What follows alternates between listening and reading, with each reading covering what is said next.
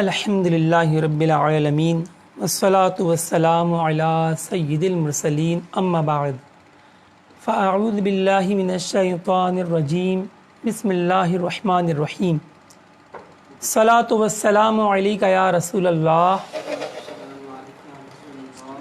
وعلی آلک وصحابک یا حبیب اللہ الصلاة والسلام علیک یا نبی اللہ وعلی آلک وصحابک یا نور اللہ۔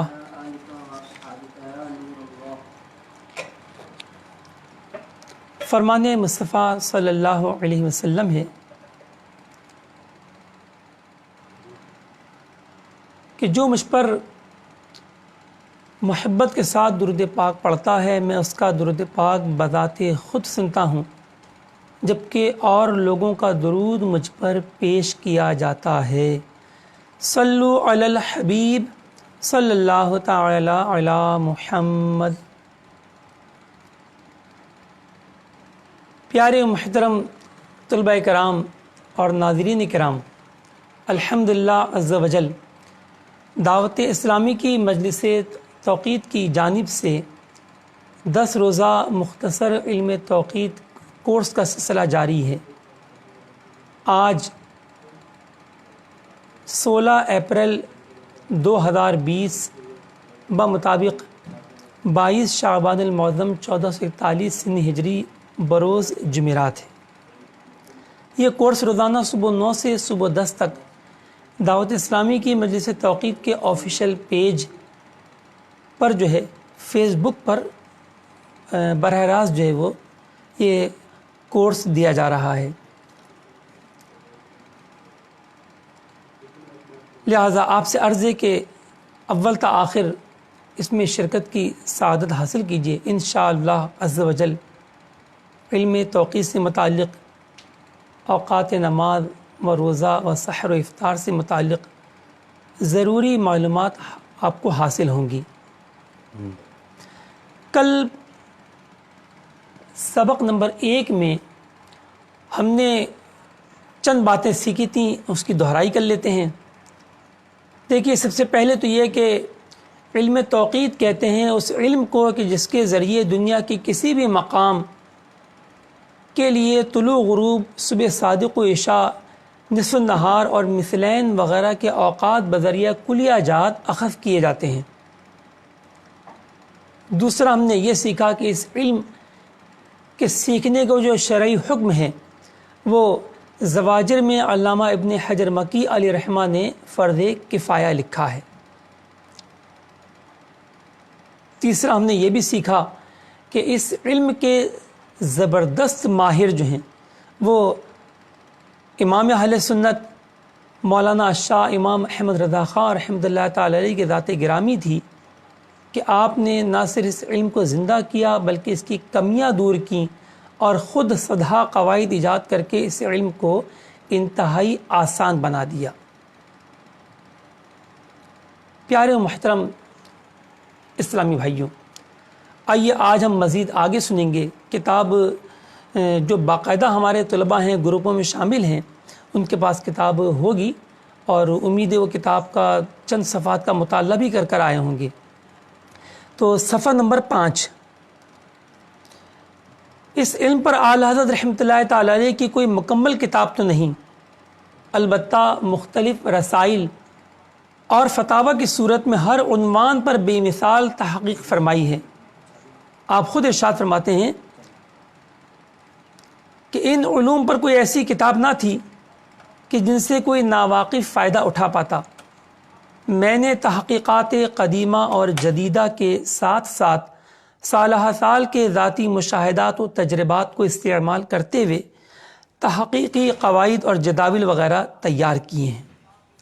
یاد رکھیے ناظرین، سرکار اعلی حضرت رحمۃ اللہ تعالی علیہ نے کوئی ایسی مکمل کتاب نہیں لکھی کہ جس میں اس علم کو الف سے یا تک بیان کیا ہو، بلکہ آپ نے بے مثال تحقیقات مختلف مواقع پر فرمائیں۔ جب آپ سے سوالات ہوئے صبح صادق اور کاذب کے بارے میں تو آپ نے 5ویں جلد میں تحقیق کے دریا بہا دیے اور صبح صادق اور کاذب کے پہچان نقشوں کے ذریعے جو ہے وہ ارشاد فرمائی، معلوم کرنے کا قاعدہ بھی نقل فرما دیا۔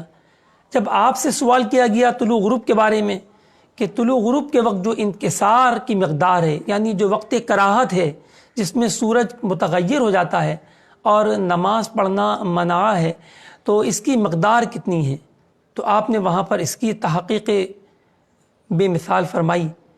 جب آپ سے سوال کیا گیا پہاڑی علاقوں کے بارے میں، خصوصاً الموڑا اور کشمیر کے متعلق، تو آپ نے میدانی اور پہاڑی علاقوں میں جو اوقات طلوع غروب میں فرق ہوتا ہے آپ نے اس کو بیان کیا۔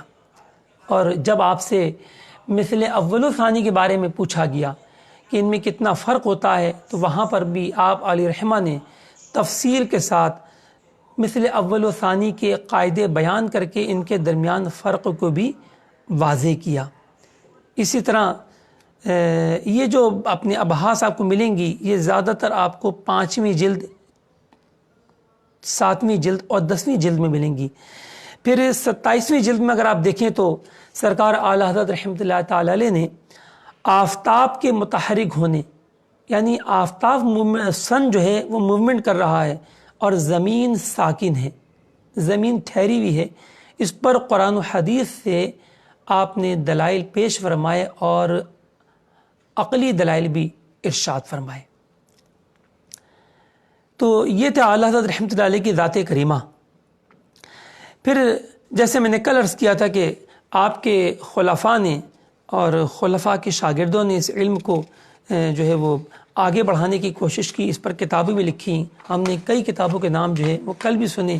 خود اعلیٰ حضرت رحمۃ اللہ تعالیٰ علیہ نے کم و بیش 20 کتابیں، رسالے جو ہیں وہ اس علم پر تحریر فرمائے، لیکن ان میں اکثر جو ہے وہ عربی میں ہیں یا فارسی میں ہیں اور مخطوطے کی حالت میں ہیں، اور ان کو پڑھنا اور سمجھنا بھی تھوڑا سا دشوار ہے۔ ٹھیک ہے، آج انشاءاللہ ہم جو ہے وہ قابل حفظ امور سے متعلق جو ہے وہ سنیں گے، اور یہ بہت اہم گفتگو ہوگی ناظرین کرام، تو توجہ رکھیے گا۔ اگر کسی کی توجہ بٹنے لگے تو پریشان مت ہوں، اپنے توجہ دیں گے تو انشاءاللہ اللہ تبارک تعالیٰ نے جو اس کائنات کو خوبصورت رنگوں سے جو بھرا ہے اور اس کے جو اپنے قدرت کے جو کرشمے اس کائنات میں جو معجزہ ہیں، تو کچھ کچھ آپ کو پتہ چلیں گے اور اللہ تبارک تعالیٰ کی معرفت میں بھی انشاءاللہ تعالیٰ اضافہ ہوگا۔ ٹھیک ہے، دیکھیے علم توقیت، علم میقات، ٹائم کیپنگ کو سمجھنے کے لیے جو ہے ان چیزوں کا سمجھنا بھی ضروری ہے۔ ہمارے بہت سے ناظرین نے اپنے جو ہے وہ گوگل ارتھ کبھی استعمال کیے ہوں گے، ورنہ میپ تو دیکھے ہوں گے، اس میں کچھ لائنیں ڈلی ہوتی ہیں، کچھ لائنیں جو ہے وہ چوڑائی میں ہوتی ہیں، کچھ لمبائی میں ہوتی ہیں، تو اکثر کو شاید وہ سمجھ میں نہیں آ پاتا ہوگا کہ یہ کیا چیز ہے۔ تو ان کا تعلق اوقات نماز و سحر و افطار و سمت قبلہ سے بہت گہرا ہے، لہذا ان کو سمجھنا ضروری ہے۔ ٹھیک ہے، میں پہلے بورڈ پہ سمجھاتا ہوں، پھر اس کے بعد آپ کو میں فزیکلی جو ہے وہ یہ ہوا بھرنے والا جو گلوب ہے، دنیا کا نقشہ، اس پر بھی انشاءاللہ میں آپ کو سمجھانے کی کوشش کروں گا۔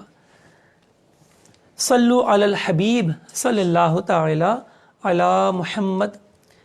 دیکھیے ناظرین کرام بورڈ کی جانب،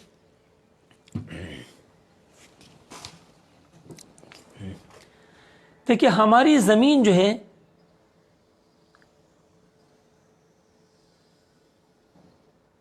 یہ تقریباً گول ہے۔ ٹھیک ہے، میں گول بنا نہیں سکا لیکن یہ تقریباً گول ہے۔ بعض لوگ سمجھتے ہیں کہ زمین ہماری جو ہے وہ بیضوی ہے، اور بیضوی سے مراد وہ شاید اس طرح کی شکل سمجھتے ہیں کہ بالکل جیسے عام طور پہ فارمی مرغی کا انڈا ہوتا ہے، تو ایسا نہیں ہے۔ بیضوی ضرور ہے لیکن بیضوی بہت معمولی ہے، جس کا اندازہ انشاءاللہ آپ کو بھی میں چند باتیں بتاؤں گا تو آپ کو ہو جائے گا کہ بہت معمولی جو ہے اس کا بیضویت، اوول شیپ جو ہے، بیضوی پن ہے۔ تو دیکھیے یہ ہماری زمین ہے، تو ہماری زمین جو ہے ایک دائرہ بھی ہے اور ایک کرہ بھی ہے۔ دائرہ موہمی ہوتا ہے اور خیالی ہوتا ہے، یہ ہواؤں میں بنتا ہے، اس کا کوئی وجود نہیں ہوتا، کوئی وہ ٹھوس چیز نہیں ہوتی کہ جس سے کوئی ٹکرا جائے گا اپنی اور آر پار نہیں ہو سکتا۔ بس آپ سمجھ لیجئے کہ آپ خلاؤں کے اندر، ہواؤں کے اندر جو ہے آپ اپنے ایسے ہی ایک دائرہ تصور کر لیجئے، تو بس یہ دائرہ ہے۔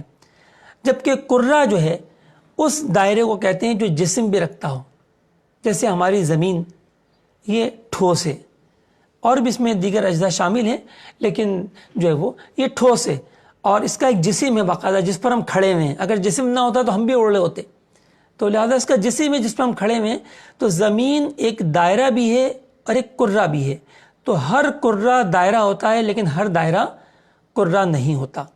تو دیکھیں یہ ہماری زمین ہے، تو زمین کے دو پہلو ہیں، ایک شمال کی جانب، اس کو کہتے ہیں قطب شمالی، انگلش میں کہتے ہیں نارتھ پول،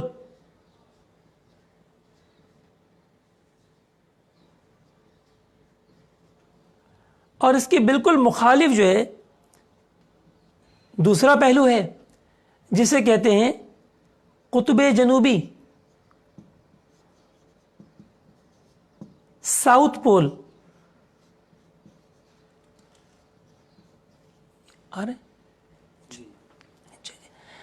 تو ان دونوں کو ملا کر جو قطبین کہا جاتا ہے، جہاں کے بارے میں مشہور ہے کہ 6 ماہ دن اور 6 ماہ رات ہوتی ہے۔ یہ کیسے ہوتی ہے اس کے بارے میں انشاءاللہ ہم جب طلوع غروب کا باب پڑھیں گے تو اس میں انشاءاللہ اس کو بیان کریں گے۔ اچھا، اب یہ دونوں زمین کے جو پہلو ہیں، بس یہی وہ پہلو ہیں جو چپٹے ہیں، یعنی آپ نے ایک گیند لی بچوں کی پلاسٹک کی، ٹھیک ہے، اب آپ اس کے دو پہلوؤں پر ہاتھ رکھ کے تھوڑا سا آپ پریس کر دیجئے، دبا دیجئے، بتائیے کیا یہ اب گول ہے؟ تو اب اسے گول نہیں کہیں گے، یہ معمولی سی چپٹی ہو گئی ہے۔ بس یہی ہماری زمین کا حال ہے کہ وہ قطبین کی طرف سے تھوڑی سی چپٹی ہے، جس کی وجہ سے اسے گول نہیں کہا جاتا، بیضوی کہا جاتا ہے، ٹھیک ہے۔ قطبین کے بیچوں بیچ ایک خط مستقیم جو ہے وہ دنیا کے وسط میں تصور کیا گیا ہے، ایکویٹر، خط استوا، جو ہمارے باقاعدہ طلباء ہیں ان کو گروپوں کے اندر، اچھا ہمارے جو باقاعدہ طلباء ہیں ان کو گروپوں کے اندر انشاءاللہ اس کے امیجز جو ہیں، جو ابھی آج ہمارا سبق جاری ہے، یہ کورس ختم ہوتے ہی ان کے گروپوں میں ان کو بھیج دیا جائے گا اور یہ مزید دہرائی انشاءاللہ عز و جل کر سکیں گے، ٹھیک ہے۔ تو یہ بیچوں بیچ جو ہے زمین کے یہ خط استوا ہے جو دنیا کو دو برابر برابر حصوں میں تقسیم کرتا ہے۔ اب جو دنیا شمال کی جانب ہے اسے کہتے ہیں شمالی دنیا، ناردرن ورلڈ، اور یا semi hemisphere, northern semi hemisphere, ٹھیک ہے۔ تو نصف کرہ شمالی، چونکہ یہ کرے کا آدھا حصہ ہے اور شمال والا حصہ ہے، اپنے لہذا یہ ہو گیا اپنی شمالی دنیا۔ جس طرح دیکھیے ناظرین، یہاں پر آپ کو یہ ایک کروٹ دکھائی دے رہی ہے، اسی طرح اس کے پیچھے بھی ہے، وہ بھی شمالی دنیا ہی کہلائے گی، کیونکہ خط استوا پہ اگر ہم زمین کو دو برابر حصوں میں تقسیم کریں گے تو دو پیالے نما ہمارے ہاتھوں میں آ جائیں گے، ایک شمالی پیالہ ہوگا اور ایک جنوبی پیالہ ہوگا، یعنی ایک شمالی دنیا اور دوسرا جنوبی دنیا۔ تو خط استوا جو ہے وہ دنیا کے بالکل وسط میں فرض کیا گیا ہے۔ اس کی اصل بنیاد یہ ہے کہ خط استوا کے محاذی آسمانوں میں جو دائرہ بنتا ہے اسے کہتے ہیں دائرہ معدل النہار۔ کیا کہتے ہیں؟ دائرہ معدل النہار۔ اور اس کے جو قطب ہیں وہ دنیا کے قطب شمالی اور قطب جنوبی سے متحد ہیں، اور زمین کا مرکز جو ہے ہمارے اکابرین نے زمین کے مرکز کو مرکز عالم مانا ہے، ٹھیک ہے۔ یہ باتیں انشاءاللہ آپ کو آگے چل کر فائدہ دیں گی۔ تو خط استوا ناظرین سمجھ میں آ گیا، ایکویٹر۔ تو خط استوا جو ہے وہ ایک فرضی خط ہے جو زمین کو دو برابر حصوں شمالاً جنوباً تقسیم کرتا ہے۔ یہ بالکل درمیان میں ایک خط تصور کیا گیا ہے۔ اچھا، اس کے بعد ہے دیکھیے عرض بلد، لیٹیٹیوڈ۔ تو خط استوا سے اگر کوئی مقام شمال کی جانب ہو تو اس کا عرض بلد شمالی ہوگا، اور اگر کوئی مقام جنوب کی جانب ہو اس کا عرض بلد جنوبی ہوگا. مثلا یہ کراچی ہے تو دیکھیے یہ خط استوا سے شمال کی جانب ہے, تو لہذا کراچی کا عرض بلد شمالی ہوا. اور یہاں دیکھیں جوہانسبرگ,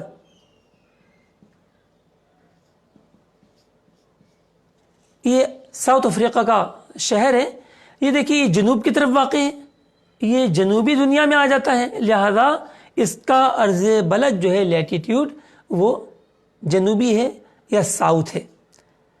ٹھیک ہے, تو اب یہ عرض بلد کے جو درجات ہوتے ہیں کتنے ہوتے ہیں, تو یاد رکھیے خط استوا ہے 0, اس کو 0 درجہ لے لیجئے. اب اس کے بعد قطب شمالی جو ہے یہ 90 درجے ہیں, 90 ڈگری نارتھ, کیونکہ 90 درجے سے زیادہ عرض بلد نہیں ہوتا. اب اس کے درمیان ہم اس کو تقسیم کر دیں, مثال کے طور پہ یہ 30 درجے تو یہ 60 درجے, تو یہ 30 درجے شمالی ہو گیا اور یہ 60 درجے شمالی ہوا. ٹھیک ہے, اسی طریقے سے جنوبی دنیا میں بھی ہم تقسیم کریں گے کہ 30 درجے جنوبی کو ہم ایس سے ظاہر کرتے ہیں, جبکہ شمالی کو ہم این یعنی نارتھ ظاہر کرتے ہیں. اسی طریقے سے 60 درجے جنوبی, اور جو پول ہوتا ہے وہ پورے کے پورا 90 درجے جنوبی ہوتا ہے. ٹھیک ہے, تو معلوم ہوا کہ عرض بلد جو ہے وہ خط استوا سے دنیا کے کسی مقام کی قریب ترین دوری کہلاتی ہے, اور اگر وہ مقام جانب شمال ہو تو عرض بلد شمالی ہو, جانب جنوب ہو تو عرض بلد جنوبی کہلاتا ہے. اور عرض بلد چاہے شمالی ہو یا جنوبی یہ کم سے کم 0 درجہ اور زیادہ سے زیادہ 90 درجے ہوتا ہے, اس سے زیادہ نہیں ہوتا. کیونکہ اگر آپ جانب جائیں گے تو 90 درجے کے بعد دوبارہ 80 70 60 درجے جو ہے وہ آپ کو ملیں گے. ٹھیک ہے, کیونکہ خط استوا ایک دائرہ ہے, لہذا خط استوا کے پیچھے کی جانب بھی جو ہے وہ یہ خط استوا ہی ہوگا. طول بلد کو سمجھنے کے لیے اس تصویر کو ہم دوبارہ بنائیں گے.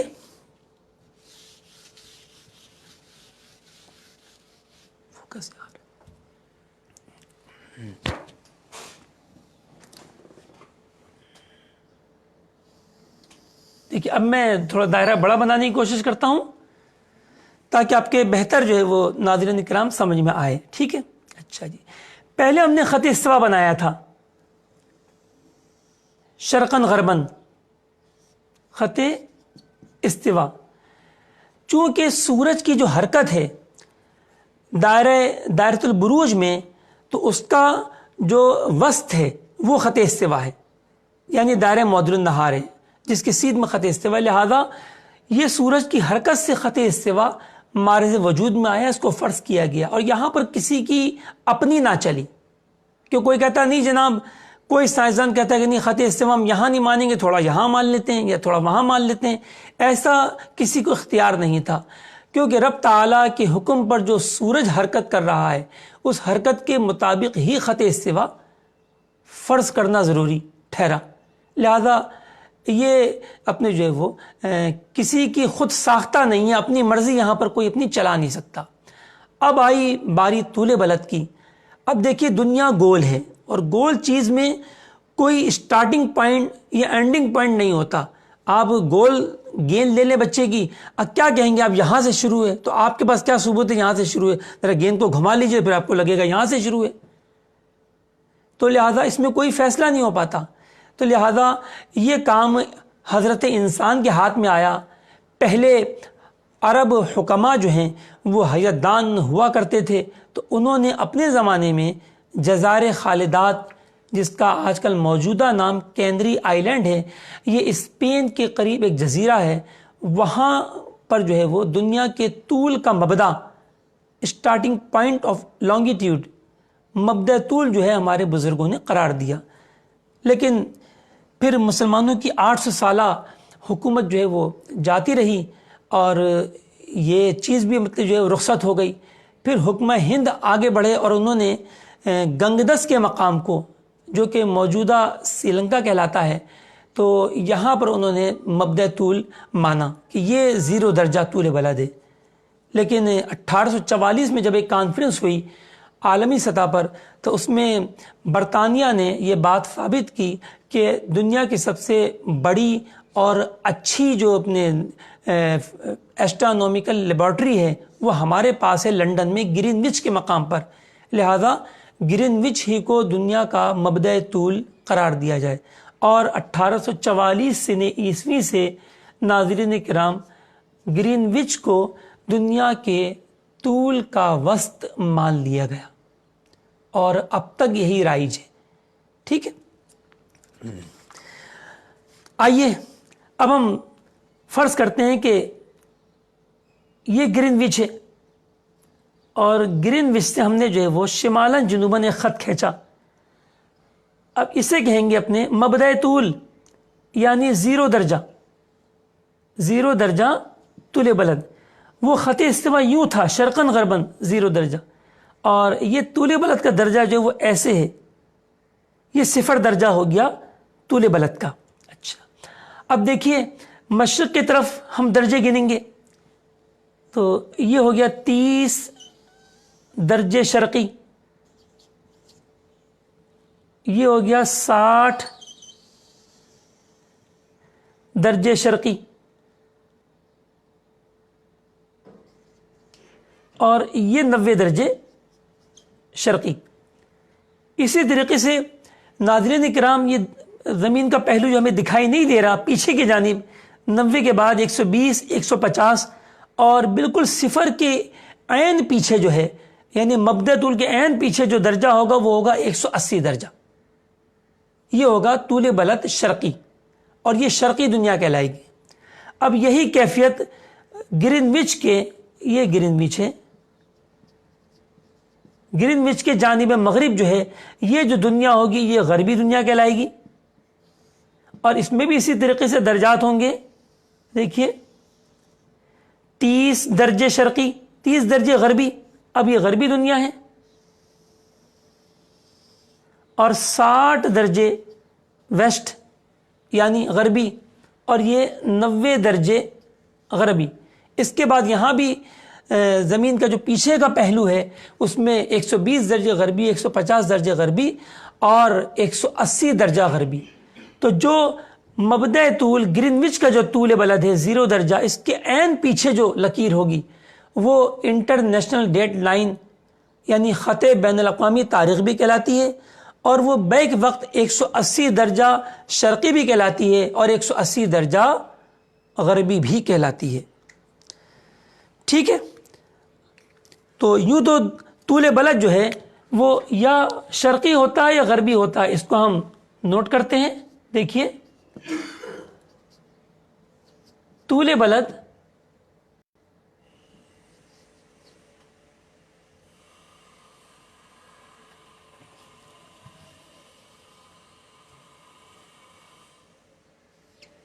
یا شرقی ہوتا ہے اور یا غربی ہوتا ہے۔ شرقی کو ایسٹ اور غربی کو ویسٹ کہتے ہیں، اور ایسے ای اور ڈبلیو سے ظاہر کرتے ہیں۔ بہرحال شرقی ہو یا غربی، دونوں صورتوں میں طول بلد کم سے کم 0 درجہ ہوتا ہے، اور زیادہ سے زیادہ 180 درجہ ہوتا ہے۔ دیکھیے نظر آ رہا ہے،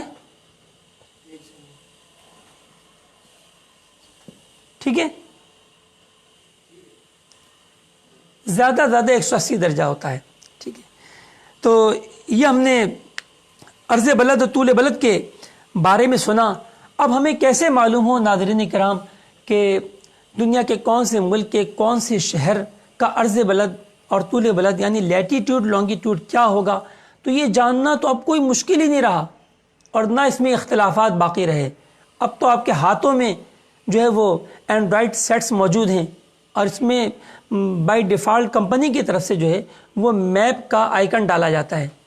آپ اس کو کلک کیجئے اور اس کے سرچ میں آپ اپنے گاؤں کا بھی نام لکھ دیں گے تو وہ آپ کا گاؤں بھی ڈھونڈ کے نکال دے گا، اور یہ بھی نہ ہو تو کوئی مسئلہ نہیں ہے، وہ خود بخود آپ کو کرنٹ لوکیشن پر لے جائے گا، اور یوں بھی آپ کا گاؤں بلکہ آپ کا گھر کہاں ہے شہر کے اندر آپ کا محلہ، آپ کی گلی، آپ کا گھر کہاں ہے، آپ کے گھر کے لیٹیٹیوڈ لانگیٹیوڈ کو بھی وہ ظاہر کر دے گا۔ اب یہ کوئی دشوار بات نہ رہی، پہلے زمانے میں ہوا کرتی تھی، لیکن اب بہر دنیا بہت آگے جا چکی ہے، لہذا عرض بلد طول بلد ہم بہت آسانی سے اپنے جو ہے وہ معلوم کر سکتے ہیں۔ ہاں البتہ آپ کو وہاں پر ان باتوں کا خیال رکھنا ہوگا کہ بعض اوقات وہ علامات سے ظاہر کرتے ہیں۔ تو جیسے کہ میں نے آپ کو بتایا کہ عرض بلد جو ہے اس کی دو جہتیں ہوتی ہیں، یا تو وہ شمالی ہوتا ہے جیسے پاکستان والے، یا جنوبی ہوتا ہے جیسے جنوبی افریقہ والے، ٹھیک ہے۔ تو اگر شمالی ہوگا تو یا تو وہ این سے ظاہر کریں گے اور یا پھر پلس سے ظاہر کریں گے، یعنی لیٹیٹیوڈ کی ڈگری کے ساتھ اگر پلس ہوگا تو وہ لیٹیٹیوڈ نارتھ یعنی شمالی ہوگا عرض بلد، اور اگر مائنس کی علامت ہوگی تو جنوبی ہوگا۔ اور اسی طرح طول بلد میں یہ شرقی ہوتا ہے یا غربی، اگر شرقی طول بلد ہوتا ہے تو پلس سے ظاہر ہوتا ہے جیسے پاکستان کا جتنے بھی طول بلد ہیں شہروں کے، اور غربی ہو تو یہ مائنس سے ظاہر کرتے ہیں جیسے کہ بر اعظم جنوبی امریکہ و شمالی امریکہ کے یہ پورے غربی دنیا میں واقع ہیں، اور ان کے لانگیٹیوڈ کے ساتھ مائنس ظاہر ہوتا ہے۔ تو بہرحال اب یہ کوئی مشکل بات نہ رہی، عرض بلد طول بلد جو اپنے معلوم کرنا، اور یہ آسان ہے، ٹھیک ہے۔ آئیے اب ہم گلوب کو سامنے رکھتے ہیں اور بعض باتوں کو ہم سمجھتے ہیں۔ اس سے پہلے ایک بات اور ہم لیتے چلیں تو آسانی ہوگی، ٹھیک ہے۔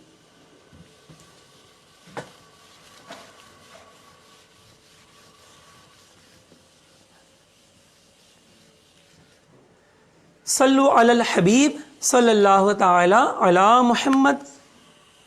دیکھیے ناظرین کرام، درجہ ابھی ہم نے سنا کہ عرض بلد کے درجے جو ہے 0 سے لے کے 90 ہوتے ہیں، اور طول بلد کے 0 سے لے کے 180 ہوتے ہیں۔ یہ درجہ کس چیز کا نام ہے؟ تو دیکھیں، درجہ کہتے ہیں اس کو انگلش میں کہتے ہیں ڈگری، ڈگری۔ تو درجہ یا ڈگری دائرے کے اگر 360 برابر حصے کیے جائیں تو ہر حصہ درجہ کہلاتا ہے۔ اور اب درجہ بھی کافی بڑا ہوتا ہے کیونکہ ہماری زمین بہت بڑی ہے، لہذا درجہ بھی 128 کلومیٹر کے لگ بھگ ہوتا ہے طولی درجہ، تو عرضی درجہ جو ہے، تو لہذا اب 128 کلومیٹر کا درجہ ہو تو یہ درجہ بھی بہت بڑا ہے، لہذا پھر اس کی بھی تقسیم کی جاتی ہے، اور درجے کا جو 60واں حصہ ہوتا ہے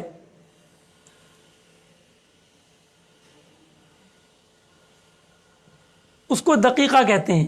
لہذا ایک درجے میں 60 دقیقے ہوتے ہیں، اور دقیقے کو انگلش میں کہتے ہیں منٹ۔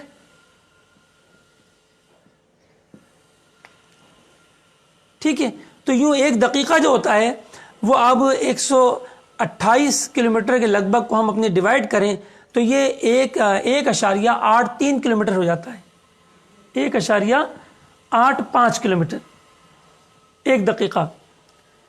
پھر بعض اوقات ہمیں ضرورت ہوتی ہے تو ہم دقیقے کو بھی تقسیم کرتے ہیں، تو ایک دقیقہ جو ہے وہ 60 ثانیے کے برابر ہوتا ہے۔ ثانیے کو انگلش میں کہتے ہیں سیکنڈ۔ اب مثال کے طور پہ ہمیں جو ہے وہ کسی اوقات نماز نکالنے کے لیے کسی شہر کا عرض بلد طول بلد چاہیے، تو ہمیں کم سے کم درجے کے ساتھ دقیقہ چاہیے ہوگا، یعنی ڈگری اینڈ منٹ۔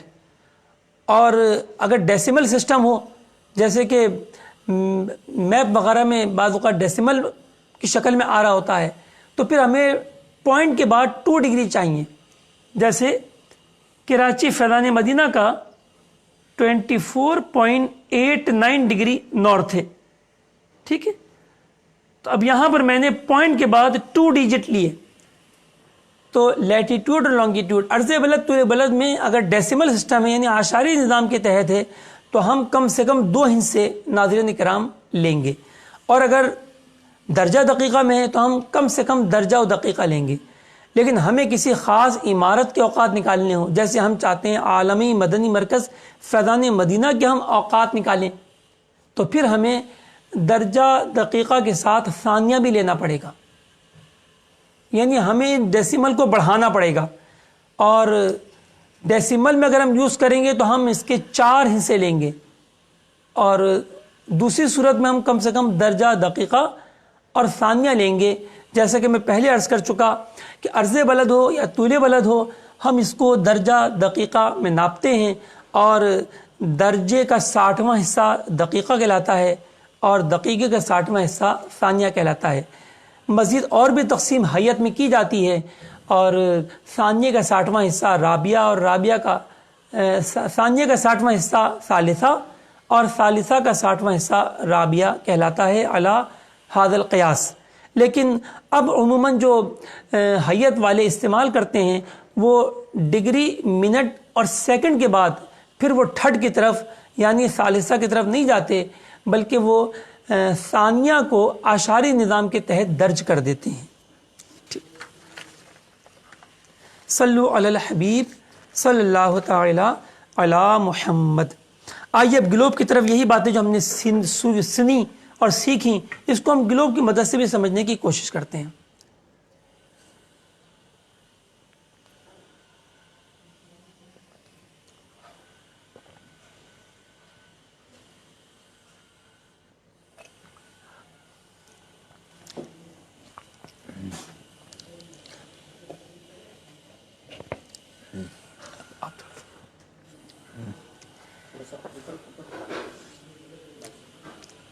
دیکھیے ناظرین کرام، یہ ہوا بھرنے والا گلوب ہے دنیا کا نا، اور یہ دنیا کی اصل حیت میں اس کو بنانے کی کوشش کی گئی ہے. ٹھیک ہے، دیکھیے اوپر کی جانب یہ جو ہوا بھرنے والی جو نوب ہے، اس کی چٹکی ہے، تو یہ قطب شمالی ہے.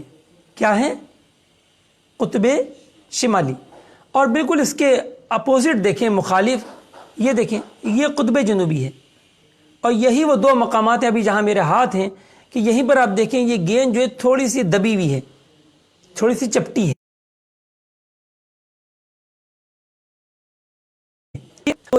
دونوں کے بالکل درمیان میں ایک لکیر یہاں پر آپ کو گلوب میں نظر آئے گی، اسے کہتے ہیں خط استوا، ایکویٹر.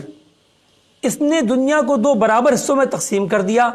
دیکھیے یہ جو خط استوا ہے، توجہ دیجیے گا میری انگلی کی جانب، یہ دیکھیں یہ خط استوا، اس نے دنیا کو 2 برابر حصوں میں کاٹ دیا. ایک یہ حصہ حاصل ہوا، اسے کہتے ہیں نصف کرۂ شمالی، یہ شمالی دنیا جس میں پاکستان بھی ہے، اور یہ کہلاتا ہے نصف کرۂ جنوبی یعنی جنوبی دنیا، جس میں آسٹریلیا اور جنوبی افریقہ وغیرہ موجود ہیں. تو یہ ایکویٹر جو ہے، یہ خط استوا، یہ 0 درجہ عرض بلد ہے. اس کے بعد دیکھیں اس کے متوازی جو ہے یہ لائنیں ڈلی ہوئی ہیں 10 درجے پر. یہ دیکھیں یہ خط استوا ہے، اس کے بعد یہ 10 درجے پر لائنیں ڈالی گئی ہیں، دائرے بنائے گئے ہیں اس کے محاذی خط استوا کے. تو پہلے جو لائن ہے یہ 10 درجہ شمالی، یہ دیکھیں یہ 10 درجہ شمالی، اس کے بعد 20 درجہ شمالی، 30 درجہ شمالی، اس طرح کرتے کرتے جب آپ یہاں پہنچیں گے تو یہ 90 درجے شمالی. ٹھیک ہے، بالکل یہی کیفیت یہاں ہوگی خط استوا سے جانب جنوب کہ یہ خط استوا ہے. تو اس کے بعد یہ پہلی لکیر 10 درجہ جنوبی، پھر 20 درجہ جنوبی، 30 درجہ جنوبی، اس طرح کرتے کرتے یہ یہاں پہ آ کے 90 درجے جنوبی. ٹھیک ہے، تو یہ عرض بلد کے دائرے ہو گئے جن سے ہم عرض بلد کو ناپتے ہیں. ٹھیک ہے، اب طول بلد، تو یہ دیکھیے بر اعظم یورپ میں یہ پنک کلر کا یونائٹڈ کنگڈم ہے، UK برطانیہ. یہ یونائٹڈ کنگڈم میں لنڈن شہر ہے، اور لنڈن شہر میں ایک علاقہ ہے گرین وچ. تو گرین وچ جو ہے یہ مبدأ طول ہے. دیکھیں یہاں سے یہ خط چل کے آ رہا ہے، یہ خط جو ہے وہ طول بلد کا مبدأ ہے. ٹھیک ہے، یعنی گرین وچ پہ شمالاً جنوباً جو دائرہ بن رہا ہے یہ اپنے طول بلد کا مبدأ ہے. اسے 0 درجہ طول کہتے ہیں. آ رہا ہے اس نے؟ ٹھیک ہے، 0 درجہ طول کہتے ہیں. اب اس کے جانب مشرق جو درجات ہیں ناظرین کرام، یہ درجات شرقیہ کہلاتے ہیں، اور یہ صفر سے لے کے بالکل اس کے پیچھے پہنچ کر 180 درجہ شرقی پہنچیں گے، اور جو درجات جانب مغرب ہیں یہ درجات غربیہ کہلاتے ہیں، اور ویسٹرن ورڈ، اور یہ بھی صفر سے لے کر 180 درجہ غربی تک ہوتے ہیں۔ یاد رکھیے، ملک العلماء مفتی ظفر الدین بہاری علیہ رحمہ فرماتے ہیں کہ جب تک کسی مقام کا عرض بلد طول بلد نہ معلوم ہو تو وہاں کے اوقات نماز و سحر و افطار نکالنا ناممکن ہے، اور اس کا حصول اب بہت زیادہ آسان ہے، جو میں آپ کو عرض کر چکا۔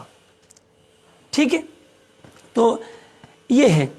مزید آسانی کے لیے ایسے سمجھ لیجئے کہ قطبین کے بیچوں بیچ جو سب سے بڑا دائرہ ہے یہ خط استوا ہے، ٹھیک ہے، اور خط استوا کی جو محاذی دائرے بن رہے ہیں اس سے چھوٹے ہوتے چلے آتے ہیں، یہ عرض بلد کے دائرے ہیں، اور جو دائرے خربوزے کی پھانک کی طرح بنتے ہیں، یہ لائنیں جو خربوزے کی پھانک کی طرح ہوتی ہیں، تو یہ طول بلد کی لائنیں ہوتی ہیں۔ جیسے دیکھیے ابھی جو میں نے تصویر بنائی تھی بورڈ کے اوپر کچھ دیر پہلے، تو اس کے اندر بھی جو طول بلد کی لائنیں تھیں وہ خط استوا پہ چوڑی ہوتی ہیں، اور بعد میں وہ کلوز ہوتے ہوئے اس کا اینڈ ہوتا ہے ایک پوائنٹ پہ جو ہے وہ قطب شمالی اور قطب جنوبی پر۔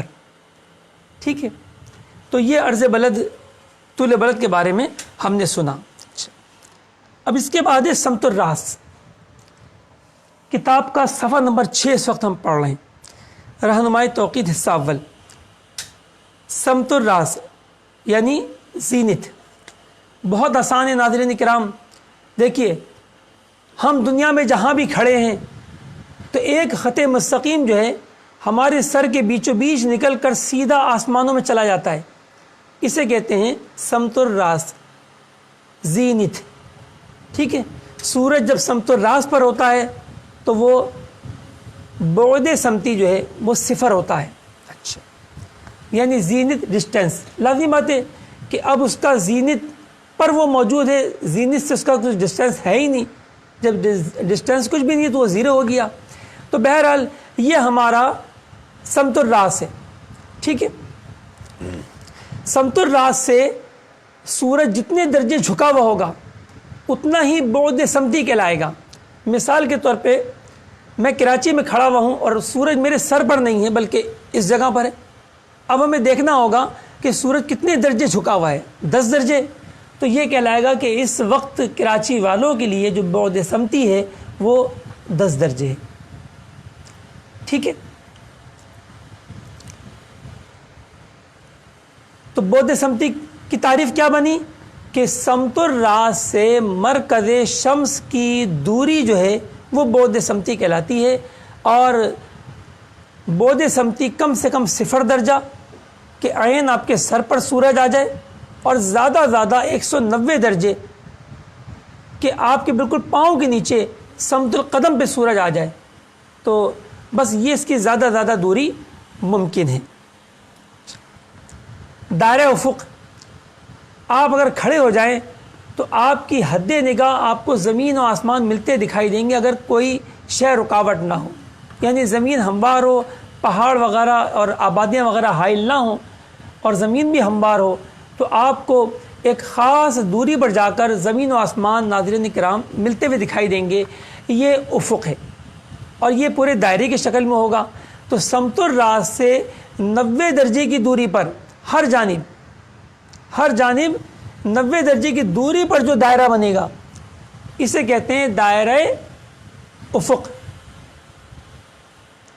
اور اسے ہی افق حقیقی بھی کہتے ہیں۔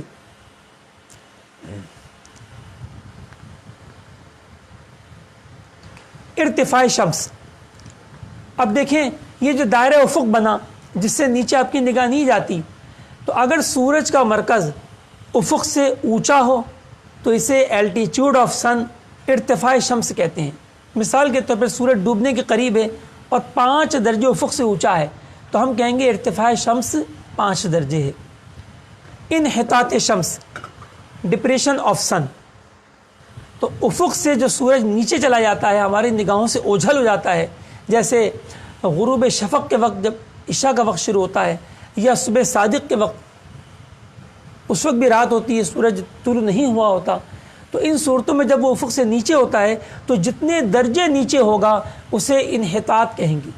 جیسے کہ سرکار اعلیٰ حضرت رحمۃ اللہ تعالی علیہ نے فرمایا کہ صبح صادق کے وقت اور غروب شفق ابیض کے وقت سورج جو ہے وہ 18 درجے افق سے نیچے ہوتا ہے.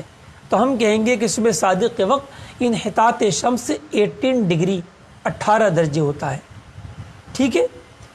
لیکن اب موجودہ زمانے میں انحطاط کو بھی ارتفاع سے ظاہر کرتے ہیں، یعنی سورج اگرچہ افق سے نیچے ہوتا ہے 10 درجے، مگر کہتے اس کو یہ ہیں کہ اس وقت ارتفاع شمس -10 ہے. تو یہ منفی کی علامت جو ہے یہ ظاہر کرتی ہے کہ یہ انحطاط بیان نہیں ہو رہا، ارتفاع بیان نہیں ہو رہا، اصل میں یہ انحطاط ہے، بس اس کو نام جو ہے وہ ارتفاع کا دے دیا گیا ہے. سن ڈکلینیشن، تھوڑی سی توجہ دیں ناظرین کرام. تو اب ہم بورڈ پر پھر دوبارہ چلتے ہیں اور بورڈ کے ذریعے اس کو سمجھنے کی کوشش کرتے ہیں.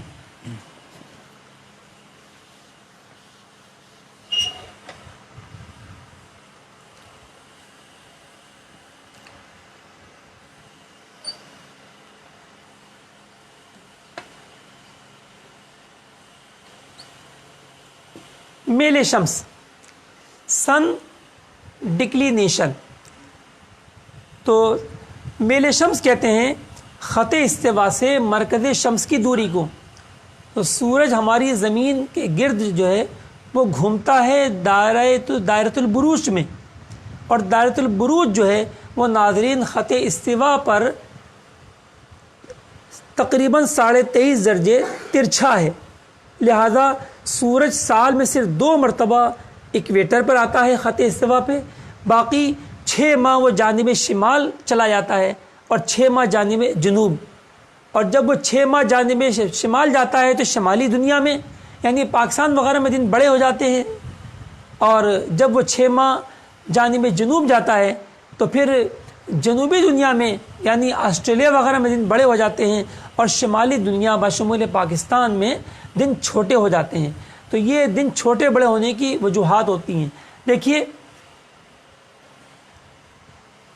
یہ خط استوا، تو سورج کے زیادہ جو جھکاؤ ہوتا ہے شمال کی جانب وہ موجودہ زمانے میں 23 ڈگری 26 منٹ نارتھ ہے، یعنی ایکویٹر سے خط استوا سے وہ شمال کی جانب 23 درجے 26 دقیقے تک چلا جاتا ہے. ٹھیک ہے. اسی طریقے سے جب جانب جنوب آتا ہے تو یہاں پر بھی اتنا ہی پہنچتا ہے 23 ڈگری 26 منٹ ساؤتھ، یعنی 23 درجے اور 26 دقیقے جنوبی. اسی کے درمیان سورج کی حرکت رہتی ہے. کس دن سورج کا درجہ کیا ہوتا ہے اس کی تفصیل آپ کو آخری صفحات میں ملے گی.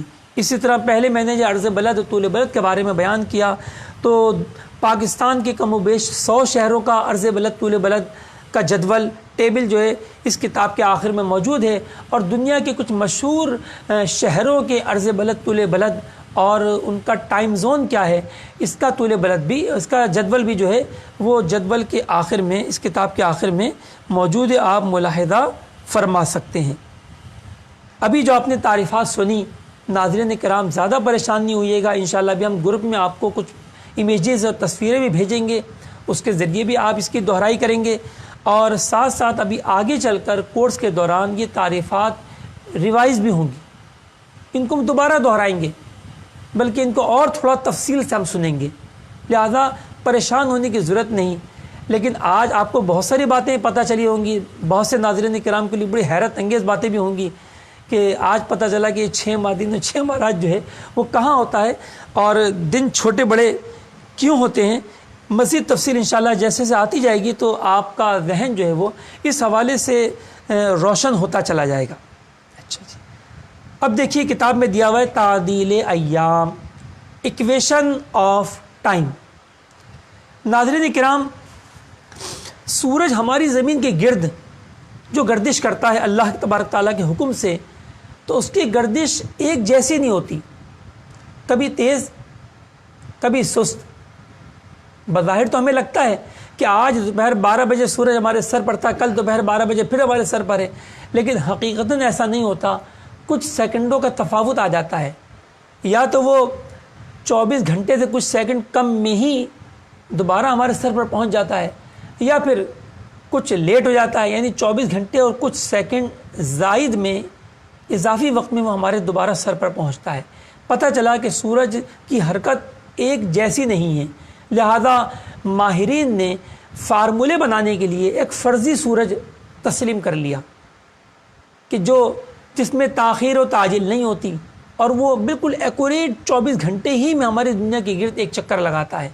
اب ان دونوں سورج کے درمیان فرق دیکھا کہ کس تاریخ کو کتنے منٹ کتنے سیکنڈ کا فرق ہے، پھر وہ فرق تعجیلی ہے یعنی مائنس میں ہے، ارلیئر ہے، یہ تاخیری ہے یعنی پلس میں ہے اور لیٹر ہے، اور اس ڈفرینسز کو کتابوں میں درج کر دیا۔ تو نوٹیکل ایلمینک یہ ایک بہت عالیشان کتاب ہے جو کہ برطانیہ کے شہر لنڈن کے گرین وچ میں موجود، جس کو میں نے آپ کو بتایا دنیا کی سب سے بڑی آبزرویٹری جو ہے، وہاں سے یہ بڑے اہتمام کے ساتھ شائع ہوتی ہے۔ اور ملک العلماء مفتی ظفر الدین بہاری علیہ الرحمہ نے خوب ارشاد فرمایا کہ اگر کوئی اوقات نماز میں درستی چاہے تو دا نوٹیکل ایلمینک کو استعمال کرے، کیونکہ یہ کتاب فندانوں کے ہاتھوں بڑے اہتمام سے مرتب کی جاتی ہے۔ تو جو ہمارے ساتھ گروپ میں شامل ہیں، باقاعدہ یہ علم سیکھ رہے ہیں، وہ پریشان نہ ہوں، انشاءاللہ ان کو نوٹیکل ایلمینک بھی اپنے جو ہے گروپ میں بھیج دی جائے گی، اور آپ اپنے اینڈرائڈ سیٹ پر اس کا مطالعہ کر سکیں گی۔ ٹھیک، تو پھر ہم دوبارہ سن لیتے ہیں تعدیل ایام یعنی ایکویشن آف ٹائم۔ اس کا مطلب یہ ہے کہ ایک فرضی سورج ہے اور ایک حقیقی سورج ہے، ان دونوں کے درمیان جو فرق ہوتا ہے اس فرق کو ہم تعدیل ایام سے برابر کرتے ہیں۔ بلدی گھڑی یعنی لوکل ٹائم۔ پیارے اور محترم اسلامی بھائیوں، ایک ہوتی ہے بلدی گھڑی اور ایک ہوتی ہے معیاری گھڑی یعنی اسٹینڈرڈ ٹائم۔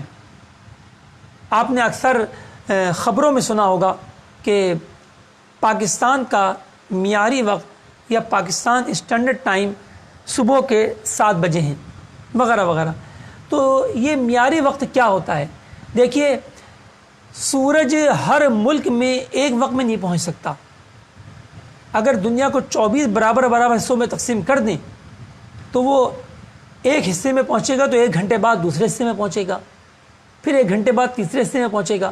تو پتہ چلا کہ دنیا کے 24 ٹائم زون ہونے چاہیے، تو کم و بیش ایسا ہی ہے کہ دنیا کے کم و بیش 24 ٹائم زون ہیں اور 24 حصوں میں دنیا کو تقسیم کیا گیا ہے۔ ٹھیک ہے، جو کہ -11 سے لے کر اور +12 تک ہیں، لیکن سیاسی تقسیم کی وجہ سے کہیں پر دنیا کو جو ہے وہ 180 درجے پر ختم کرنے کے بجائے آگے پیچھے بھی کیا گیا ہے، لہذا یہ -11 سے +14 تک دنیا میں ٹائم زون پائے جاتے ہیں۔ آئندہ اس میں چھوٹی موٹی اور بھی کوئی تبدیلی وقوع پذیر ہو سکتی ہے۔ اچھا، اب اس کو تقسیم کرنے کی وجہ کیا تھی؟ تقسیم کرنے کی وجہ یہ تھی کہ دنیا کے ماہرین نے یہ چاہا کہ جس ملک میں سورج جب زوال پر پہنچے تو کم و بیش 12 بجے ہی کا وقت ہو۔ اس وجہ سے انہوں نے گرین وچ مین ٹائم، یہی برطانیہ میں جیسے اپنے فلکیاتی رصدگاہ میں جو میں نے بتایا کہ جو سب سے بڑی رصدگاہ قائم کی گئی، وہاں پر ایک گھڑی بھی نصب کی گئی ہے اور اس گھڑی کو عالمی گھڑی کہا جاتا ہے۔ اور اس گھڑی سے دیگر ممالک والے یہ دیکھ کر کہ ان کے ملک سے اور گرین وچ تک پہنچنے میں سورج کو کتنے گھنٹے درکار ہوتے ہیں، ان گھنٹوں کے اعتبار سے انہوں نے اپنے اپنے ممالک کے لیے معیاری اوقات اسٹینڈرڈ ٹائم مقرر کیے۔ جیسے حکومت پاکستان نے جو ہے وہ گرین وچ سے 5 گھنٹے آگے کیے ہیں، چونکہ ہم گرین وچ برطانیہ سے جانب مشرق واقع ہیں اور سورج مشرق سے مغرب حرکت کرتا ہے، اس کی جو ظاہری حرکت ہے، لہذا ہمارے پاکستان میں سورج پہلے زوال پر پہنچتا ہے اور برطانیہ میں بعد میں، لہذا ہم نے 5 گھنٹے گرین وچ کے پاکستان میں کم و بیش 9:50 ہوئے ہیں، تو برطانیہ میں گرینوچ کے اندر جو ہے وہ وقت ہوا ہے 4:50 صبح کے، ٹھیک ہے، یعنی ہم 5 گھنٹے آگے ہیں۔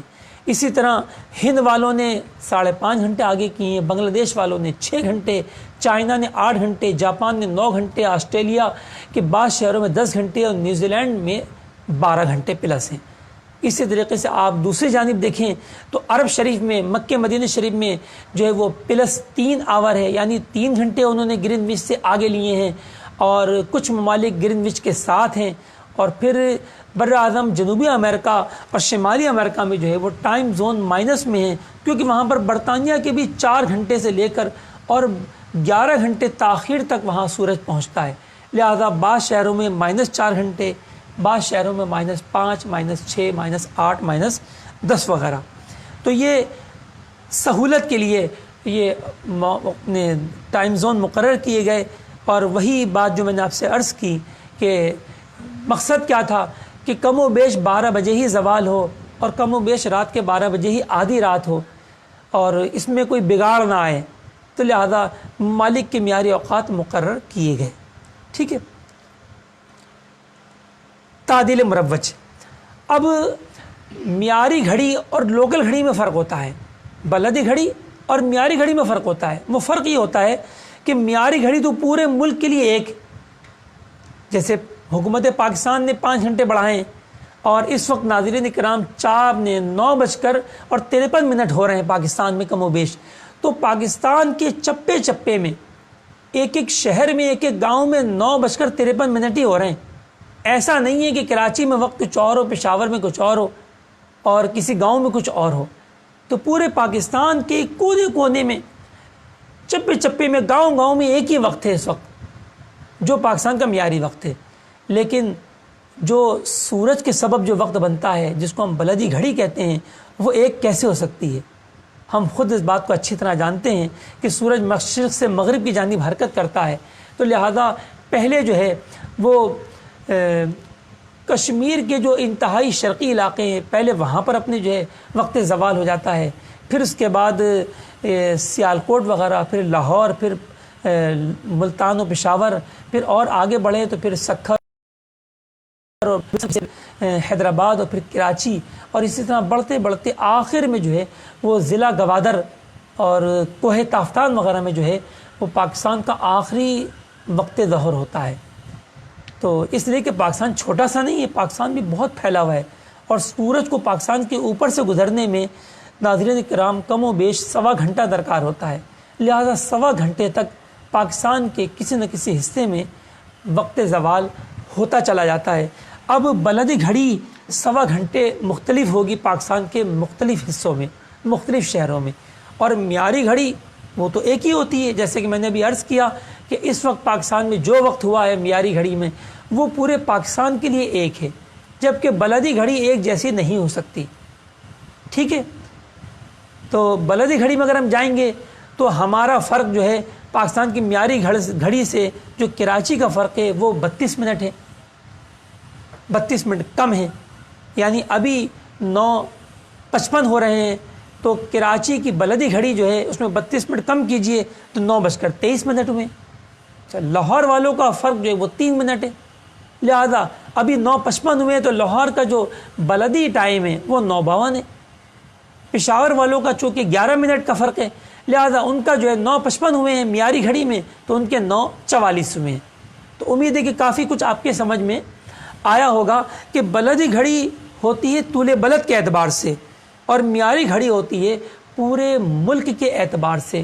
انتظامات کو سنبھالنے کے لیے یہ معیاری گھڑیاں مقرر کی جاتی ہیں، تو لہذا معیاری گھڑی تو پوری ایک ہی ہو گئی پورے ملک کی۔ اب بلدی گھڑی ایک جیسی نہیں ہو سکتی، لہذا بلدی اور معیاری گھڑی میں کچھ فرق رہے گا، اور یہ فرق جتنے منٹ سیکنڈ کا ہوگا اسے ہی تعدیل مروج کہتے ہیں، یعنی difference between local and standard time, ٹھیک ہے۔